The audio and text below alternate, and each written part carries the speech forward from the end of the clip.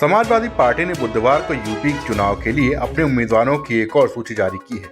पूर्व मंत्री अभिषेक मिश्रा को सरोजिनी नगर से मैदान में उतारा गया है। इनकी पहले भाजपा में जाने की अटकलें चल रही थीं। यहां भाजपा से राजेश्वर सिंह और कांग्रेस से रुद्रदमन सिंह बबलू उम्मीदवार हैं। ऐसे में दो क्षत्रिय प्रत्याशियों के बीच सपा ने जातीय समीकरण साधते हुए अंतिम समय में ब्राह्मण कार्ड खेला है।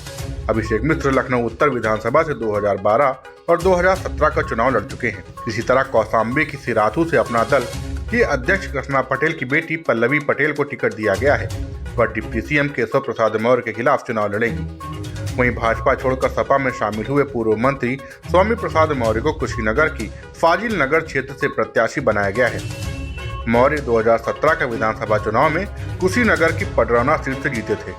सपा ने उनका टिकट बदल दिया है। योगी सरकार में विधि एवं न्याय मंत्री ब्रजेश पाठक ने बुधवार को लखनऊ के कैंट विधानसभा सीट से अपना नामांकन दाखिल किया। 2017 में वह लखनऊ मध्य से चुनाव जीते थे। इस बार उनकी सीट नेतृत्व ने बदल दी। कैंट भाजपा के लिए सबसे सुरक्षित सीट समझी जाती है। हालांकि इस सीट से सपा से भाजपा में शामिल हुई मुलायम परिवार की बहू अपर्णा यादव को उतारे जाने की चर्चा थी। इसके अलावा सांसद रीता बहुगुणा जोशी अपने बेटे मयंक जोशी के लिए इसी सीट से टिकट मांग रही थी।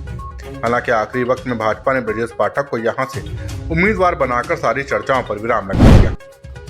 मुख्यमंत्री योगी आदित्यनाथ चुनावी सभाओं में लगातार विपक्षी दलों पर हमला बोल रहे हैं। उन्होंने मथुरा के छाता में कहा है कि सपा बसपा और कांग्रेस का व्यक्ति कोरोना काल में नहीं था।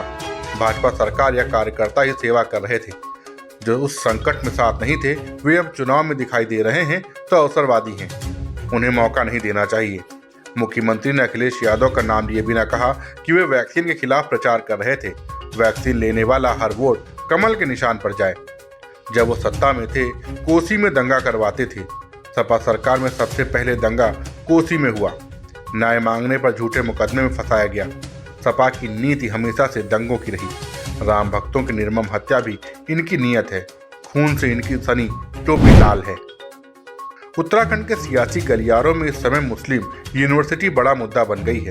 कांग्रेस के प्रदेश उपाध्यक्ष अकील अहमद के बयान को लेकर भाजपा पार्टी पर हमलावर बनी हुई है। मुख्यमंत्री पुष्कर सिंह धामी ने कहा है कि देवभूमि की जनता राम भक्त व राष्ट्रभक्त है। यहाँ की देवतुल्य जनता तुष्टीकरण की राजनीति करने वाली कांग्रेस पार्टी को कभी भी स्वीकार नहीं करेगी।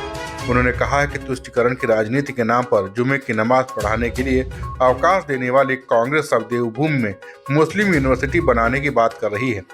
देवभूमि को बर्बाद करने की कांग्रेस की इस मंशा को देवतुल्य जनता कभी पूरा नहीं होने देगी। ये तुष्टीकरण की राजनीति क्योंकि कांग्रेस चुनाव में फंस गई, इसलिए उसे ये कंडे अपनाने पड़ रहे हैं। देखिए, ये कांग्रेस की नीति रही है। जब से देश आज़ाद हुआ है तब से लेकर आज तक कांग्रेस केवल तुष्टीकरण करती रही है।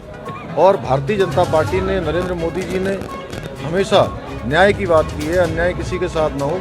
आज जब हम चार धाम की बात करती है कांग्रेस, एक तरफ चार धाम की बात करती है और दूसरी तरफ मुस्लिम यूनिवर्सिटी बनाने की, इस देवभूमि में मुस्लिम यूनिवर्सिटी बनाने की पैरवी करती है, तो एक कांग्रेस की मानसिकता दर्शाती है कि चार धाम में वो मुस्लिम यूनिवर्सिटी बनाकर क्या करना चाहते हैं। लेकिन हरीश रावत जी भी सहमति दे चुके हैं और दावा कर रहे हैं, और देवेंद्र यादव भी दावा कर रहे हैं कि वो दोनों ने तो सहमति दे दी। हरीश रावत जी पहले से ही इसके समर्थक रहे हैं और उनके समय में जुमे की नमाज पढ़ने की भी छुट्टी हुआ करती थी। कांग्रेस की राष्ट्रीय महासचिव प्रियंका गांधी वाड्रा ने बुधवार को देहरादून में पार्टी का घोषणा पत्र उत्तराखंडी स्वाभिमान प्रतिज्ञा पत्र जारी किया।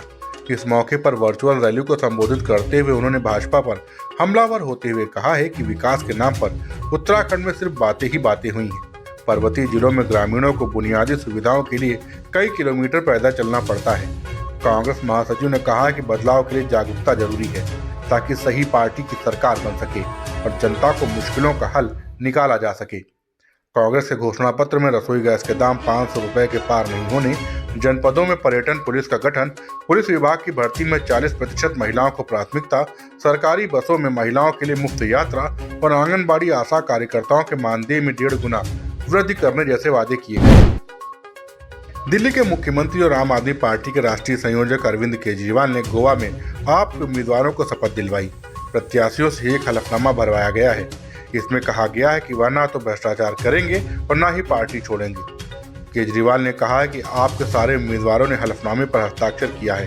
इसमें वह कसम खा रहे हैं कि चुनाव जीतने के बाद पूरी ईमानदारी से काम करेंगे। न रिश्वत लेंगे और न ही भ्रष्टाचार करेंगे। आम आदमी पार्टी छोड़कर भी कहीं नहीं जाएंगे। केजरीवाल ने कहा कि किसी भी पार्टी के टिकट से नेता चुनाव लड़ते हैं और फिर जीतने के बाद पार्टी बदल लेते हैं। ये मतदाताओं के साथ धोखा है, इसलिए शपथ पत्र पर हस्ताक्षर कराए गए हैं।